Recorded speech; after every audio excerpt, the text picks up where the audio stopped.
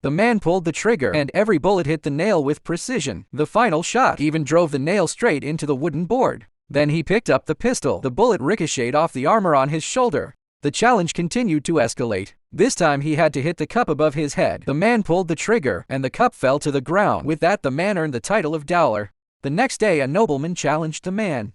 The referee produced 2 revolvers, loading only one of them. He then placed both guns on the ground. The nobleman touched the first gun, then chose the second. The man picked up the remaining one. They raised their guns at each other, ready to pull the trigger simultaneously. But the man lowered his gun, letting the nobleman fire first. The nobleman's gun was unloaded. The man slowly raised his gun and pressed the muzzle against the nobleman's forehead.